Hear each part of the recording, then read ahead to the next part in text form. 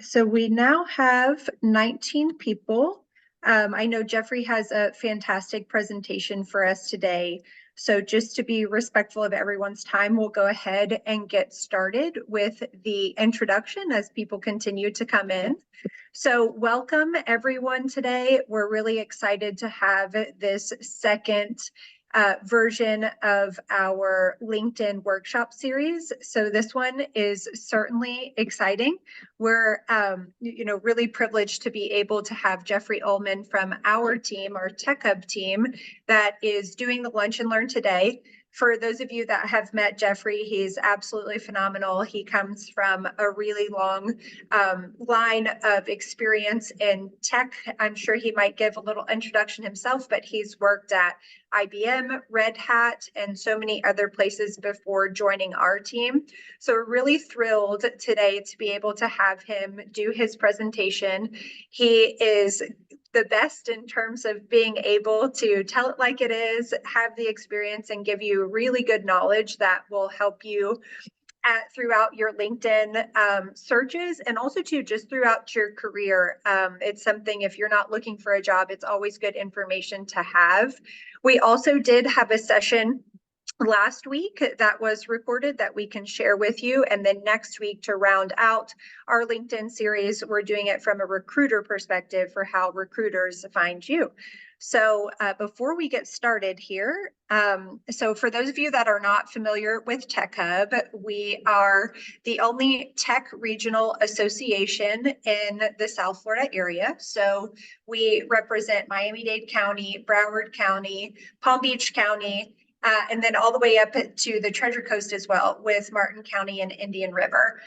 So we're growing and expanding, and it's really exciting. We have over 160 members with Tech Hub. This is just a quick spotlight that you'll see on the screen here. So large corporations and entities like City Furniture, Office Depot, and Verizon, to mid-level and all the way down to startups. So we're really happy and proud of the fact that we can represent a wide range of tech companies within our ecosystem that's very vibrant in South Florida. So our core initiatives and essentially our 4 core pillars for Tech Hub are talent, brand, community, and entrepreneurship. So I am Ashton Adler. I am the director of talent engagement with Tech Hub. And so we have our talent committee. And so that's broken up of K through 12 higher ed and boot camps. And then also our brand, we're really conscious of making sure people know that South Florida is a large tech ecosystem. The community, we put on events like these and also just make sure that we're connecting community to industry. And then, as I mentioned before, with entrepreneurship and helping to support startups as well. So, this is, you can follow us on these different social media sites. And then as well, we have a really phenomenal newsletter that goes out at least once a week or every other week. So we really recommend that you take a peek at that. And that way you are able to stay up to date. Nikki, our CEO, who's also on the call, does a phenomenal job of keeping you informed. So without further ado, I will stop sharing my screen and pass it over to Jeffrey to share today with us his presentation. You're in for a really wonderful treat, and this information is going to be fantastic for you, not just today, but for many years to come. So without further ado, Jeffrey, take it away. Thank you, Ashton. That's a very nice introduction. No pressure here on me now. So thank you for that. I'd like to thank everybody for attending. I appreciate it. I've got your one job, if nothing else, is to pull out your phone right now and to take your camera, hover your camera over the QR code, and let's get connected on LinkedIn if we're not already connected. I'd like to offer that if you have any follow-on questions, comments, I'm happy to try to help. My only request is you do that through excuse me, let's do that through LinkedIn. Happy to help. Hopefully this just won't be a one-time kind of connection. No pun intended, I guess. I want to take a step back and just share with everyone. I've been in your shoes. I've looked for I've been laid off more than once. Full disclosure. I've been in the IT space 30 years, and you will be laid off if you're in the IT space at least once. So I've been laid off. I've needed to find a job, and I've used LinkedIn to do that. So I have been in your shoes. I know how it feels, and I want to share with you as a way of my give back, because I have spent a lot of time on LinkedIn. I have pretty much personally done everything you will see in this presentation. It's from firsthand knowledge. So really the intent of this presentation is a give back to the LinkedIn community for those looking for a role. The other thing I've noticed is there are a lot of great thought leaders in Ashton. I don't know if you see this, but I don't see Beth anymore. I only see you. So I don't know if you want to do something to highlight Beth. I don't know about you, Nikki. Do you see Beth? She's there. Yeah, she's there, She is? Jeffrey. Okay. Mhm. I'm sorry. Just want to make sure we had Beth. So there are a lot of great thought leaders in LinkedIn on how to do branding, how to use your feed. I didn't really find a good thought leader that was laser focused on how to find a role. So that was the other thing. A lot of great information, maybe too much information in LinkedIn. And I was if you're looking for a job, you want to be focused on it. And I didn't really find anybody that kind of put together a methodology on how to find a job. So that was the intent here. So having said that, let's go forward. I'm not going to go through my whole life story here. You're welcome to look at it if you're interested. This is a concept of a one-pager. If you don't have one, you might want to create that. We can talk offline what the intent of the one-pager is. But what I do want to share is what Ashton mentioned. I've been in the IT space a long time, 30 plus years. I spent about 25 or so years at IBM, about 6 years at Oracle, about 2 years at Avnet Integrated, and most recently about 2 years at Red Hat. I am now a full-time employee of TechHub, focused on membership and partner engagement. So I'll leave it to you if you want to learn a little more about me. But let's go over what I am going to cover and what I'm not going to cover. Oh, I forgot to mention one thing. Let me go back. So this is a 60-minute version of a much longer 90-minute version. I would suggest, and I have a link at the end, I would suggest to actually download the longer version, because I'm only going to spend 45 minutes here, and I'm not going to go through all of the additional material. I have about 48 additional slides of additional material. So in terms of the magenta, not the magenta, the agenda, I'm a collector of quotes. I'm not going to take the time to go over them in here. You'll see them in the complete version. I am going to go through a quick background, some disclaimers, and some background on LinkedIn. I'll partially cover that here. I am going to spend a fair amount of time on this slide. Can you handle the truth? I may be showing my age here, but that's a famous scene out of a famous movie, For a Few Good Men. If you've never seen it, I would find it on Netflix. It's a great movie. I am going to talk a little more about applicant tracking systems, ATS, versus leveraging, trying to find the hiring manager, recruiter, or other internal contacts. I'm going to spend some time on company website postings, LinkedIn job postings, user-initiated job alerts, and LinkedIn Easy Apply. I'll also spend a fair amount of time comparing and contrasting the free versus premium profiles. And spoiler alert, you should have a premium profile. It costs money, but I think it's worth it, and I'll talk about that. One of the other things I'm going to spend some time on, and I did not find this documented really anywhere else, in terms of InMails and the InMail open profile loophole. That's a mouthful, but I'll explain that. And it's really important if you're looking for a job. I'll give you my view of open to work. There's some different schools of thought on that. I'll give you my opinion. I'll talk a little about what LinkedIn Recruiter Lite is and what LinkedIn Recruiter is.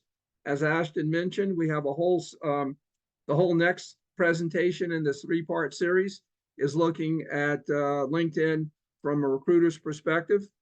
I'm not going to talk about LinkedIn best practices. I'm not really going to talk about some thought leaders that I do think are great. We already talked about the Tech Hub 3 LinkedIn Lunch and Learn, so I'm not going to talk about that. I do prefer, if you have questions, to ask as we go along. I'm not that interesting. You don't want to hear me talk for the whole 45 minutes, which I can do.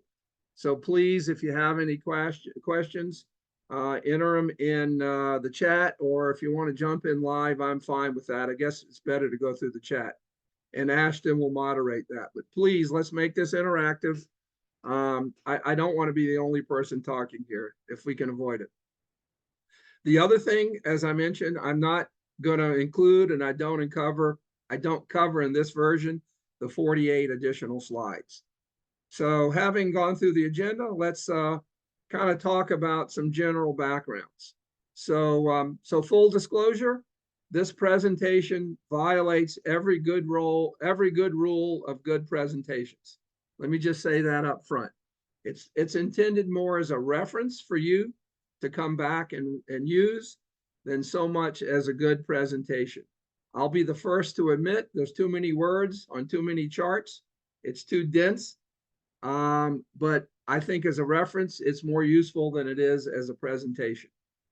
So a couple of things. You may have not seen this, but LinkedIn recently announced they have 1 billion, that's with a B, global users. And in the US, they have about 214 million users. It's a behemoth of an application. What you're going to see in this presentation are a lot of screenshots, and I'm using a Windows PC Chrome desktop view. It's going to be a very different view in a mobile view.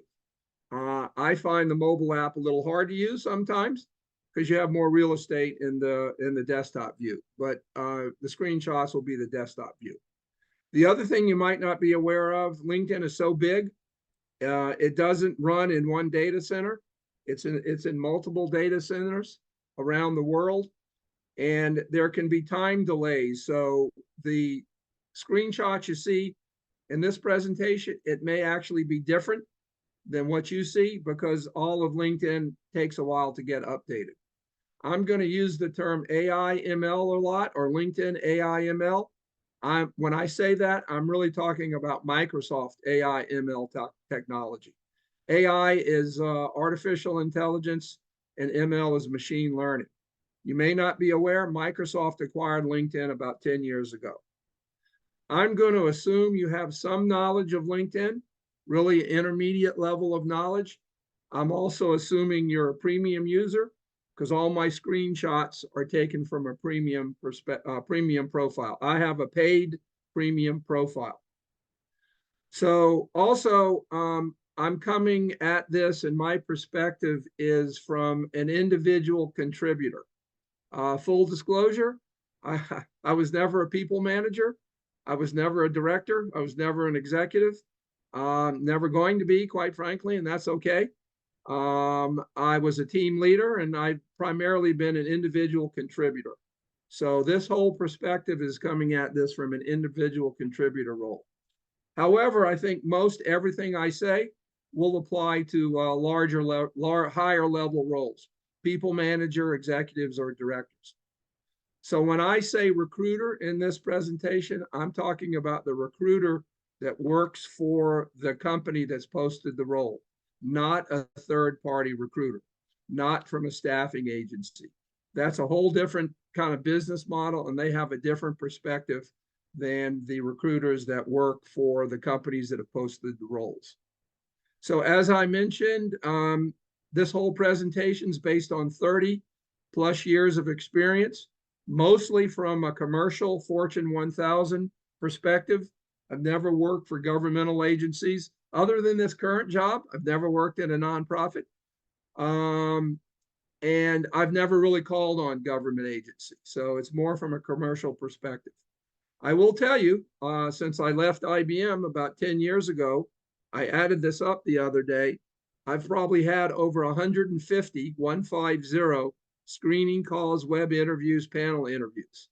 So I've taken all of that experience and aggregated it and boiled it down into this presentation. Again, primarily from an IT perspective, should hold true for other industries, but that's not been my experience.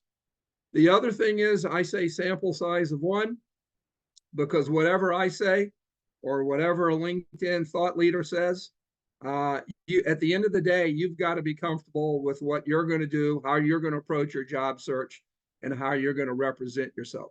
This is just my opinion. And I guess I should say my opinion does not necessarily reflect the opinions of South Florida Tech Hub. This is just me. Okay. Can you handle the truth? If you've never seen this movie, Jack Nicholson is in it, and he's got a famous scene. And during the scene, he actually says, "You can't handle the truth." So I've turned that around, and I'm going to share with you some real world experience. I think we're all big boys and big girls here. And as Ashton said, I tell it like it is. So again, this is my opinion based on my experience. And I think you need sometimes to have a dose of reality. That's the other thing I should say. A couple of people have said, "Jeffrey, you seem to be a little negative in your presentation." And I said, I'm not being negative. I'm just being realistic. And I think you're better off taking a realistic view than an unrealistic view. So what do I mean by that? Well, it's my opinion. If you're really looking for a job, you should consider it a full-time job. It takes a lot of time and effort to look for a job. I also think if you think you're just going to apply for a job on LinkedIn or a company website and expect to get a response, honestly, I think you're being a little naive. It's just not going to work that way. Those days are long gone where you could just apply and hopefully get a response. So this might be a product of my background. Not sure I said this. Mostly in my IT career, it's been more of a customer-facing sales background. I did have some technical roles, but 20 plus years of customer-facing sales roles. So when I was looking for a job, I kind of viewed it as a marketing sales campaign, and the product being sold is me. So everything you do in your job search should be thought of the end product you're selling, which is you. And that holds true even if you're looking for a development, programmer, technical role. Yes, you're not looking for a sales role, but what you're selling is yourself. And I think that's a mindset for some people. So when I was in college 150 years ago, I took some marketing classes, a direct marketing class, and this was pre-internet, which meant physical snail mail. And one of the professors talked about success rates on a sales marketing campaign. And he said, usually, if you have a 3 to 5% success rate in a marketing or sales campaign, it's considered successful. So I raised my hand and I said, "Excuse me, are you saying if I mail out 100 pieces of mail and I only get a response of 3 to 5, which is the 3% to 5%, it's considered a success?" And he said, "Absolutely." And that's kind of always stuck with me, that I think people are unrealistic in the kind of responses they're going to get to any kind of campaign, including selling yourself. So that percentage has always stuck with me. And I've kind of turned it around and said, well, wait a minute. If 3 to 5% is considered successful, that means a 95 to 97% rejection rate is normal. So once I realized that realistically I was going to get rejected 95 to 97% of the time, it certainly made the rejection a lot easier. By the way, you are going to get rejected a lot. I've had people say, "Jeffrey, I've applied for 100 jobs and I've only got 4 or 5 responses." And I've had to say, "You are doing great. You are right in the sweet spot of the 3 to 5% success response rate." you're not going to get more than 3 to 5 responses for every 100 job applications. And they go, oh, never thought of it like that. So it was a real change in mindset, at least for me, once I started thinking that way. At the end of the day, there's only one hiring manager for every role, and that's who you want to get to. So kind of taking a different perspective, if you've ever been in sales, and you have a pipeline of X, you need, a quota of X, let's say $100,000, you want to have a pipeline of $500,000 because you're not going to close every deal. So you're looking to find one job, you really should be managing 3, 4, 5 in parallel if you want to close or get an offer for one. So reality is I'm over 50. So ageism exists for some of you. I don't know how old you are. It may be the reverse. You may be considered too young for some of the roles. Certainly it's illegal, but it exists. So I never tried to avoid it. I embrace it. In the larger deck, I've got several additional slides on that. So these last two bullets, these last two bullets, I can't point to any hard data, but based in my 30 years in the IT space, based on talking to a lot of hiring managers and recruiters, I know these last two bullets to be true. The reality is, in the IT space, from a Fortune 100 perspective, by the time a job gets posted publicly, either on LinkedIn or a company's website, 50% of the time, they already have an internal candidate in mind. And you may be saying, well, Jeffrey, why in the world would they post it? Well, part of it is they may have a legal requirement, an internal HR requirement, or the hiring manager needs to be able to say that he or she posted the role. Is it fair? No. But is it reality? I think so. The problem is you don't know which 50% it is. So you've got to treat them all as real job postings. The next bullet, and this is what really the rest of the presentation is based on, is another 50%. The other 50% of the roles oftentimes are filled by referrals. Human nature being what it is, hiring manager or recruiter would rather consider a candidate that's referred by an existing employee of that company or someone they know that knows. So keep that in mind. Is it fair? Probably not. Is it real world? I think so. Okay. Any questions so far in the chat, Ashton? Okay. All right. Again, feel free to ask a question. So let's kind of shift gears. Hopefully not everybody knows what an applicant tracking system is, ATS. I'm not going to spend the time to go through that. I talk to a lot of people and they tell me they've rewritten their resume to try to outsmart the ATS. I personally don't think that's a good use of your time.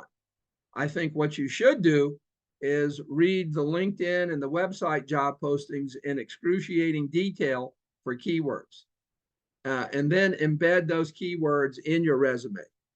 I think it's not a good use of your time to try to rewrite completely your resume based on a specific job, because the reality is you're not going to compete with the AI ML of an ATS. And to really talk about that's beyond the scope of this presentation. But those are my thoughts. Kind of shifting gears a little back to the other bullet of leveraging internal contacts. What you want to try to ultimately find is who the hiring manager is first, who the recruiter is second, or the talent acquisition contact third. So some thoughts here. Do you already have a LinkedIn connection with the company? Do you have a LinkedIn connection that has a connection with someone at the company? Leverage that for the name of the emails, if you can, of the hiring manager or the recruiter.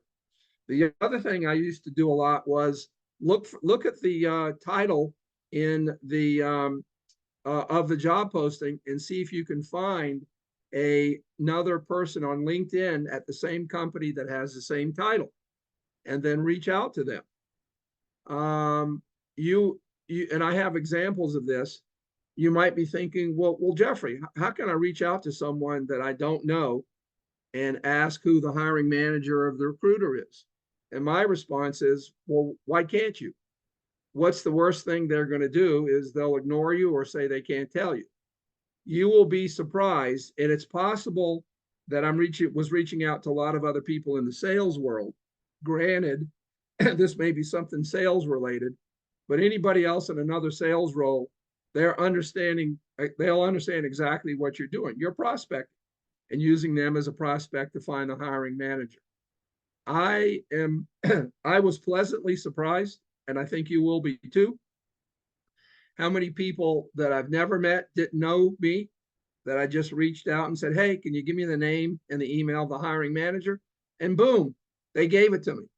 So I was so much further ahead than everyone else that applied for the role because I knew the name and the email of the hiring manager. So if it turns out that that person responds or they say they're not the hiring manager, well, then ask them who the hiring manager is. And that's okay too. Most of the times, most of the times they won't mind telling you that as well. So if you're not comfortable, trying to find out the hiring manager, find out who the recruiter is. That's still a big step forward, because knowing who the recruiter is for a role as opposed to just applying for a job is very, very helpful. One tidbit, don't ask the recruiter who the hiring manager is. They don't like that. You're trying to go around them. It's okay to go around the recruiter if you need to, but don't ask a recruiter who the hiring manager is. Not good form. You want to go through the process. By the way, I'm not suggesting you violate any company's protocol here, and a lot of large companies do. So follow the protocol if you can, but it's certainly okay if you can bypass the recruiter and go to the hiring manager and they're okay with it. Some hiring managers don't like that.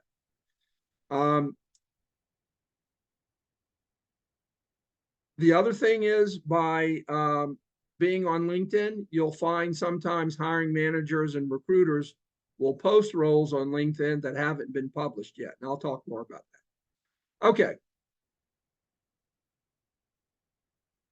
So I use Cisco as a live example for this presentation. So going forward, you'll see I'm using Cisco. Could be any company.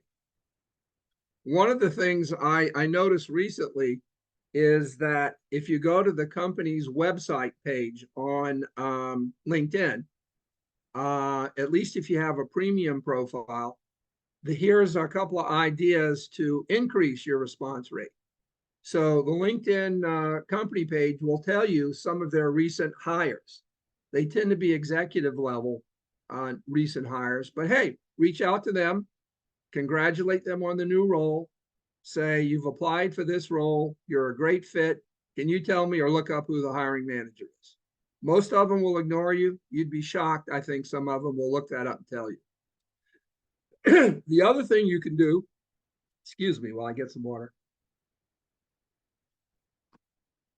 The other thing you can do, you might not be aware of, in LinkedIn on the company page, assuming you have your correct local address in your profile, because that's what the AI ML uses, it will tell you what other employees of that company are in your physical local area.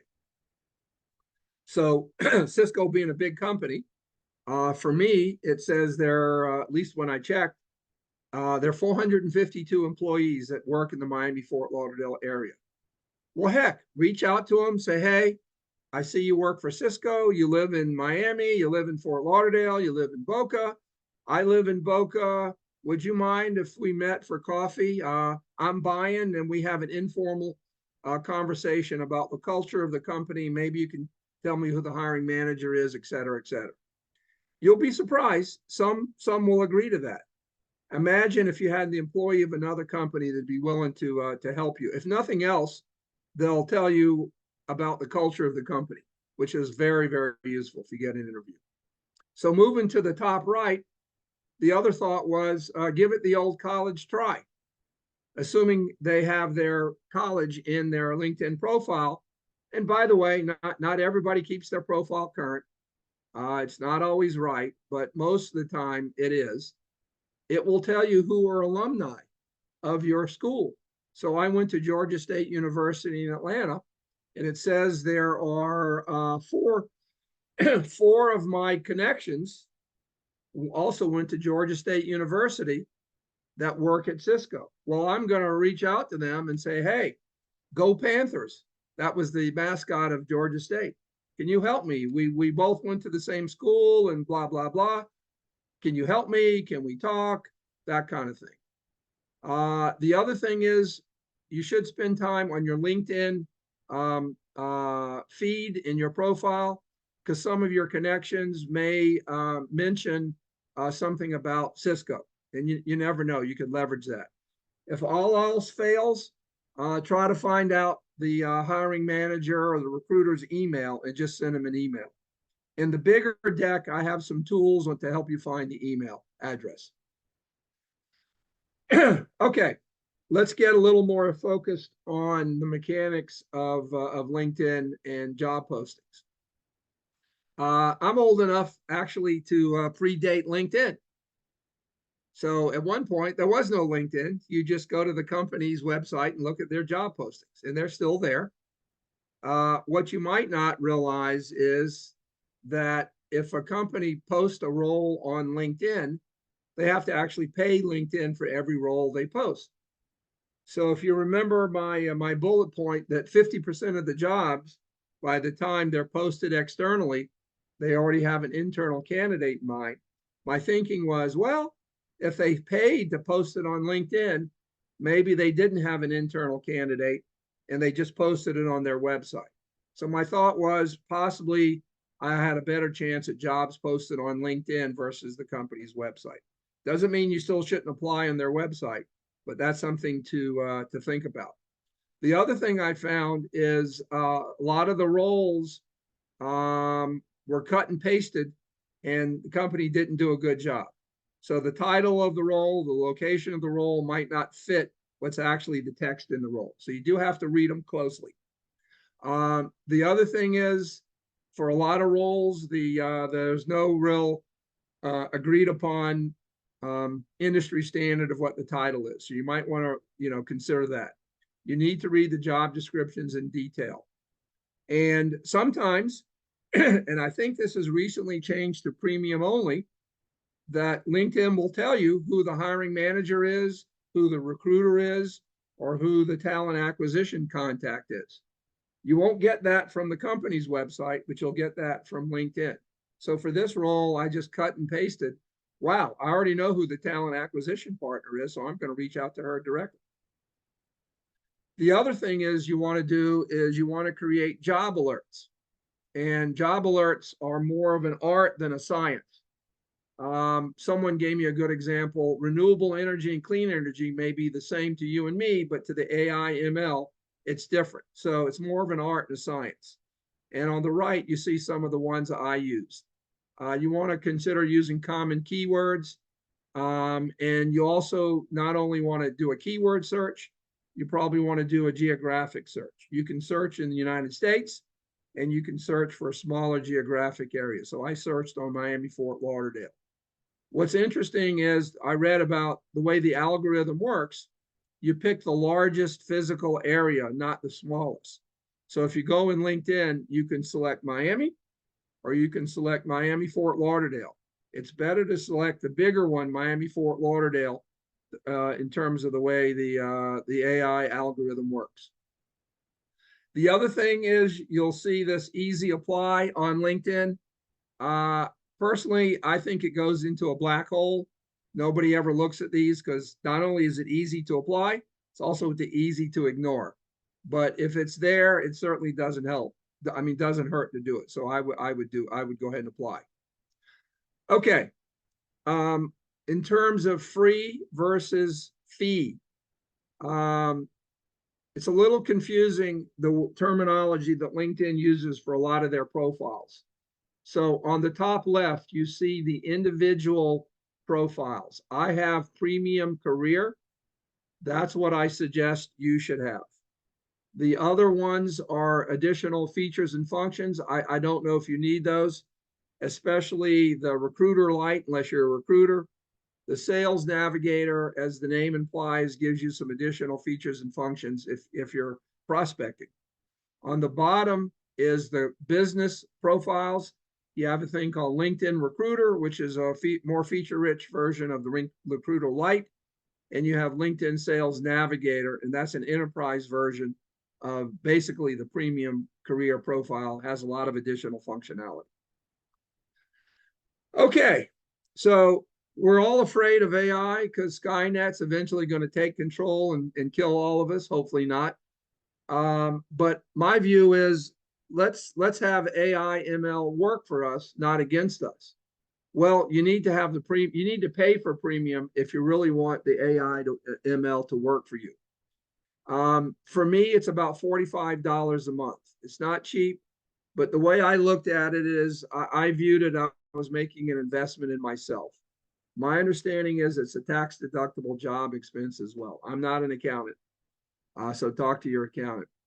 The thing that I found interesting is if you notice on the bottom left, if you have a premium account, and even if you set up job alerts, the AI ML, based on everything you read, based on everything you like, based on everything you comment, based on everything you've applied for, it will try to present you with roles that it thinks is a good fit. I've seen the AI ML get better over time. So it's presented me with roles that I thought were a potential fit that my job alerts never presented to me. So that's why I think it's worth getting the premium career versus using the free version. The other thing is LinkedIn, let's back up. LinkedIn is a for-profit company owned by Microsoft. They want to encourage you, so to speak, to go to the premium profile. So they've severely, in my opinion, limited recently the free profile versus premium profile in terms of connection requests. And we'll talk a little more about that. Both the free version used to have virtually unlimited connection requests. They've now gone to 10 requests per month, which is not a lot. So that's another reason why you might want to consider paying for the premium version.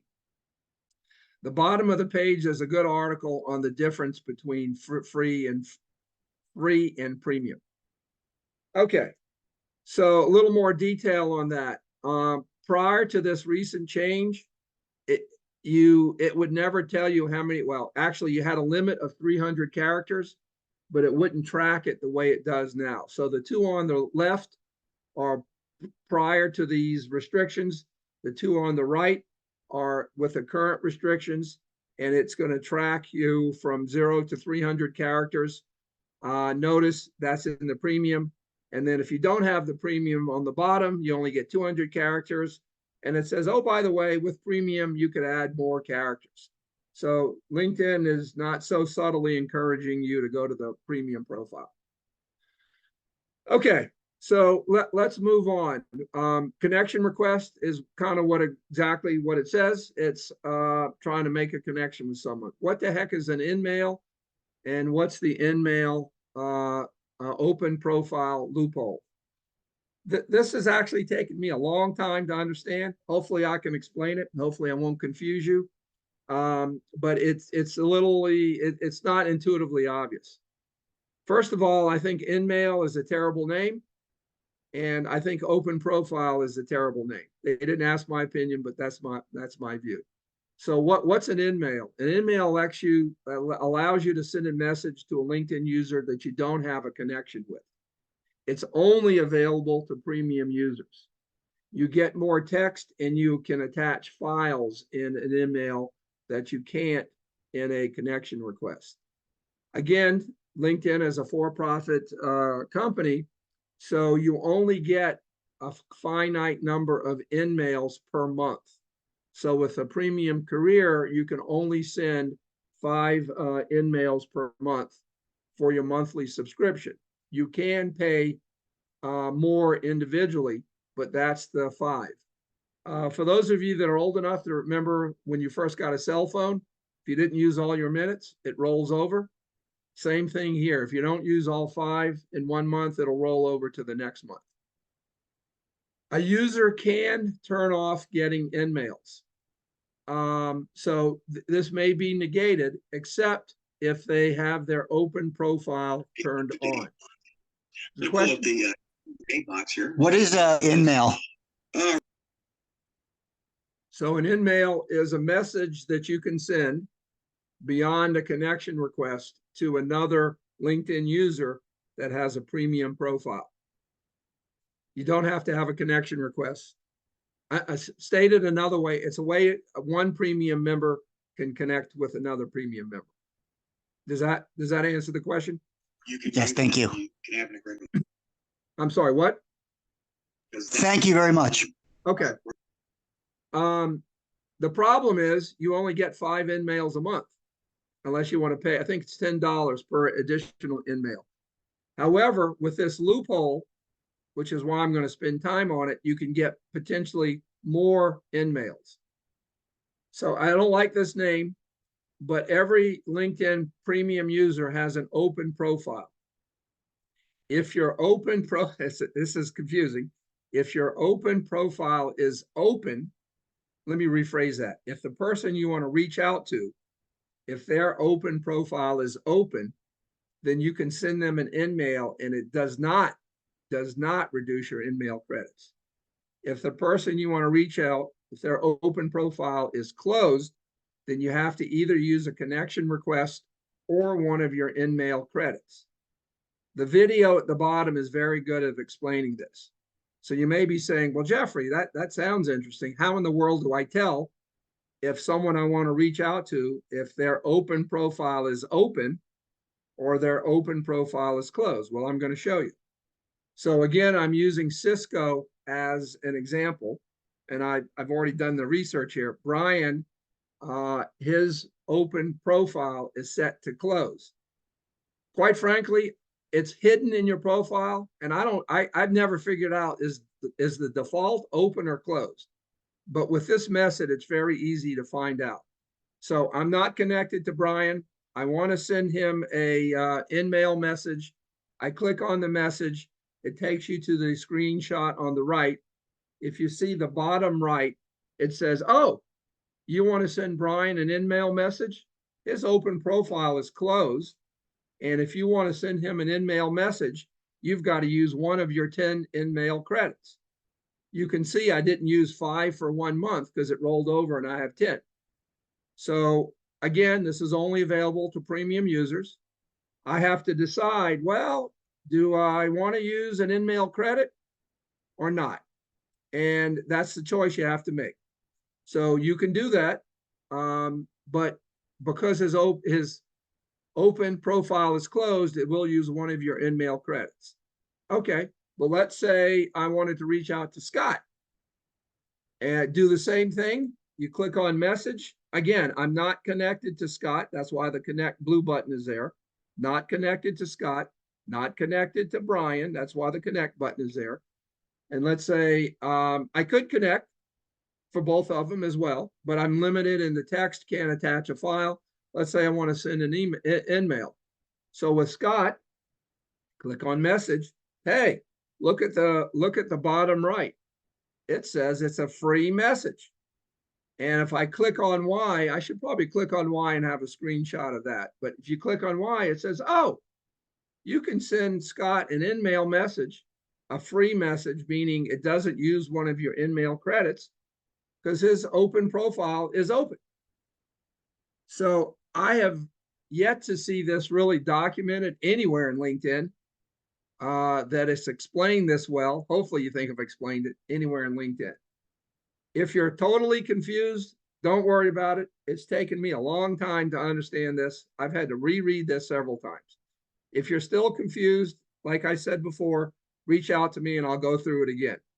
But if you forget everything I've said so far, this open profile loophole for premium users is really, really the best tip, I think, of this whole presentation. Okay, so you might be saying, okay, Jeffrey, this is great, but I'm a little hesitant in reaching out. I don't know what to say. I'm not comfortable saying, just give me the name and email of the hiring manager. Well, to help you, I've copied and pasted some of my previous InMails. By the way, to be productive, you don't want to retype a lot of the same stuff. So what I would do, either in Google Docs or Word or even in Notepad, I'd have these templates because a lot of this text doesn't change. Don't retype this every time, just cut and paste. So I'm a believer, and maybe it's a sales strategy, just come right out and say what you want. Hello, we haven't met. This is a virtual introduction. I've applied for this job. Can you give me the name and the email of the hiring manager? That simple. I'm a great fit for the role. Here's my resume, blah, blah, blah, blah. Can we talk? Again, back to the 95 to 97% rejection rate. I guess if you're a pessimist, or the 3 to 5% response rate, if you're an optimist, it's not going to work every time. That's why you got to cut and paste. But I will tell you, I was pleasantly surprised the number of people I reached out to. I'd never met. They didn't know me. We weren't connected. I just asked them who the name and the email was of the hiring manager or the recruiter. If you're not comfortable, maybe that's a little too aggressive for you, asking who the hiring manager is. Ask who the recruiter is. There shouldn't be an issue in telling you who the recruiter of the role is. That's the recruiter's job. Some companies are finicky about that. Oh, no, can't tell you who the name and email of the recruiter is. You got to apply and let them get back to you and all that stuff. That's okay. But you'll be surprised how many people will respond. Okay. The other thing, this is important in terms of search order. So we talked about LinkedIn Recruiter Lite and LinkedIn Recruiter. I don't know if this is well documented either, but I've done some research.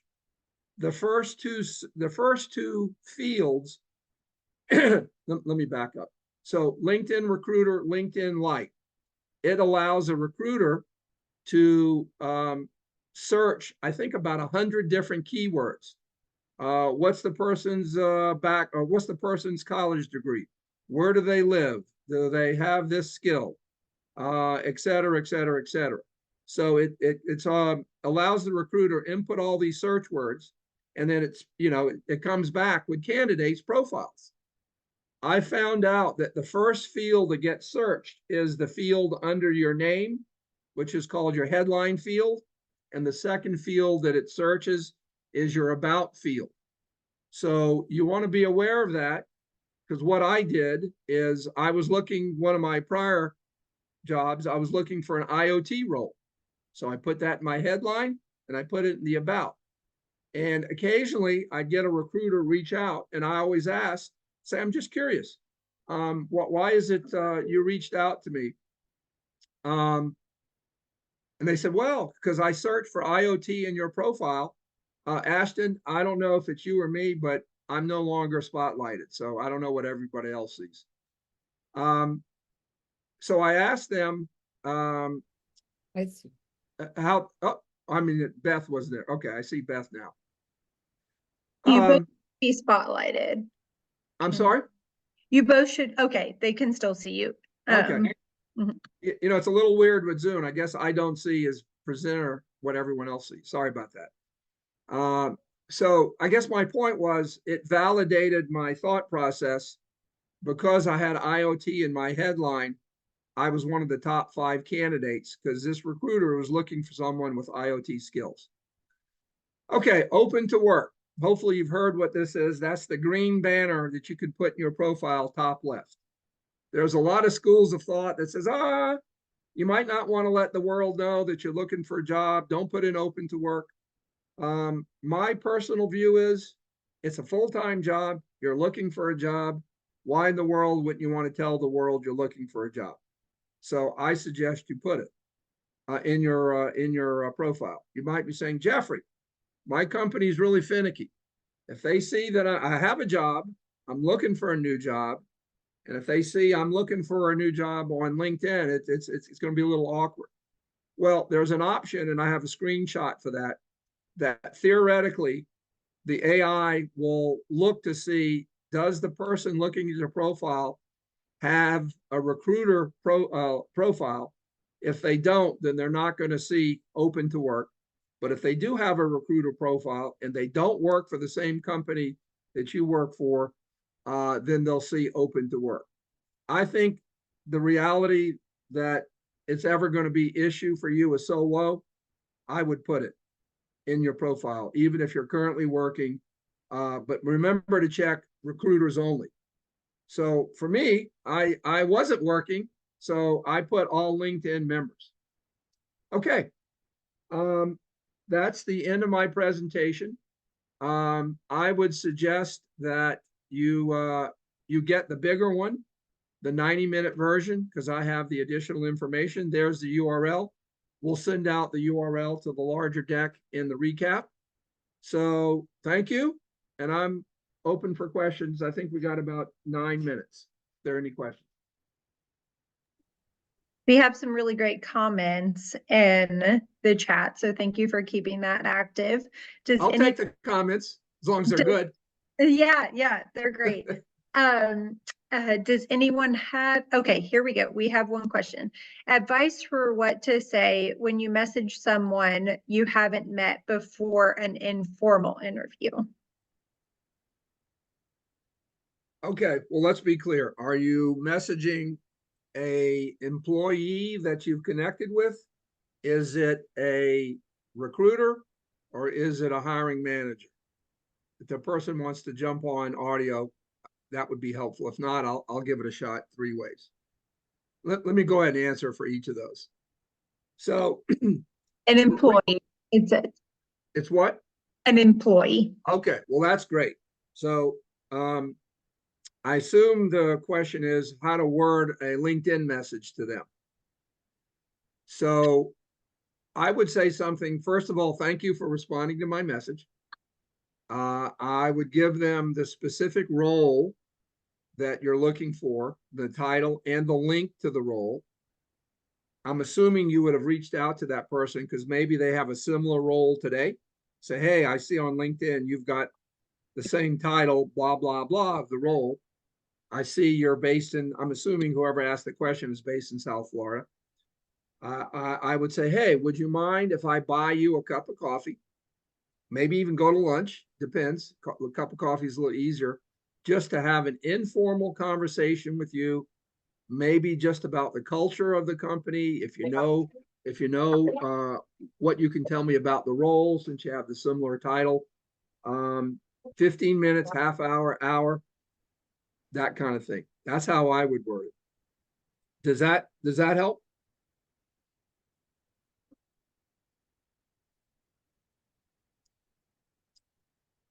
Yeah. I guess She said that she couldn't go off mute based on background noise. And then we also do have additional questions. If you could share the link to the longer presentation, and then also too, will the actual slides be shared after this meeting? We will have the recording, just so knows, up on our YouTube channel. So that can be accessed at any time as long as other lunch and learn content. But Jeffrey, we could send out the slides if that's something that you would like to do. I'm pretty sure. So let me answer that. The answer is yes to all those questions. The presentation is publicly available today. The bigger, actually, both the complete one and the abridged one are available publicly through my LinkedIn profile to anybody that wants it. So all we need to do, Ashton, is in the recap email is include those URLs, one URL. We should also post the URL in the YouTube replay, maybe in the comments. If you want to take a picture, that's the URL at the bottom. If all else fails, connect with me on LinkedIn. Pull up your phone right now. Let's connect, and I'll send it to you. So my intent is to make all of this information publicly available. Wonderful. Thank you, Jeffrey. Does that help? Yep, we got a thank you in response there. And then Emily has a follow-up question. What kinds of questions do you find helpful to ask when you are meeting with an employee of a company? Okay. Well, I gave you a couple of them. Tell me about, well, you want to be sensitive because you don't want to obviously put the other person, make them uncomfortable. So you kind of have to feel them out. But what I would say is, just curious, let's assume they have the same title as this role. Tell me, sometimes what you read in the job posting, not 100% of what the role actually is. Tell me your view of what the role is. What do you do? What's a typical day for you? What does your job entail? Give me a high level, overview. If you feel them out, you can say, do you like your role? I mean, you got to be comfortable. You can kind of sense if they're happy or not, I think. And if they're willing to say, do you like working at, let's just say they're Cisco. Are you happy working at Cisco? If yes, why? If no, would you mind sharing me why you're not happy? I would ask, oh, you have this same role. Can you tell me who the hiring manager in their email? If you don't want to be that aggressive, say, oh, can you find out who the recruiter is in their email? Those would be the kind of things I'd want to talk to an employee. Does that help?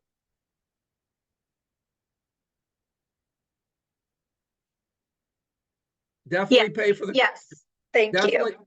definitely pay for the coffee. If they've got the time, take them to lunch, take them to breakfast. And send them a thank you email afterwards. All right, wonderful. Any other questions? I'm taking a peek at the chat. I think that's the last question in perfect timing. So thank you all so much for that. And Jeffrey, do you have any other comments, or would you like me to go ahead and close out? Yeah, I'll go back to this. And as Jeffrey is going back there, I put a link in the chat for our SoFlo DevCon event that is coming up May 4th. It's going to be really great. It's a free event at NSU in the Carl DeSantis building. It's for developers, but they're going to be a really great amount of content. So if you take a peek at the agenda, you'll be able to see everything as we're coming up with speakers and everything like that. So we hope to see you there. And Jeffrey, I'll kick it back over to you. Yeah, I probably should have put my work email here. Feel free to send me an email to my personal email. Maybe Ashton, if you'd put my my work email in chat. So I need to update this. So a couple of things. I don't know where any of you are in your journey, but I've been there. It can be difficult. I guess full transparency, I was laid off from IBM after 26 years. I was not happy. It's difficult. If you've gotten laid off or you're looking for a job, you just got to pick yourself up, move forward. It's not a reflection on you as a person. You do have to stay positive. No recruiter or hiring manager wants to talk to someone that doesn't have a positive attitude. So I'll make the offer. If anybody didn't want to ask a question, either through chat or live, I'm happy to have a conversation with you. As Ashton said, I'm going to be pretty, open and honest with you. So hopefully you can handle the truth. But I've been there. I've done that. It can be difficult, but don't let it rule your life. You'll be able to find another job. If you follow my methodology, you will be able to find another job. I guess I'll close with that. All right, fantastic. Well, thank you so much, Jeffrey. It's always so insightful. And then thank you all for joining today. We really appreciate you. Next week, as a reminder, will be the last of our LinkedIn workshop series, and that is listed on our events page and on our website, and then also to as well on our Eventbrite page. So again, thank you, Jeffrey. I think this is outstanding information, and it's a resounding sentiment in the chat as well that everyone really appreciates you and gives you a lot of thanks. And then last but not least, thank you to Beth for providing our ASL interpretation. And we hope you all have enjoyed this presentation today. Thank you so much. Thank you. Bye.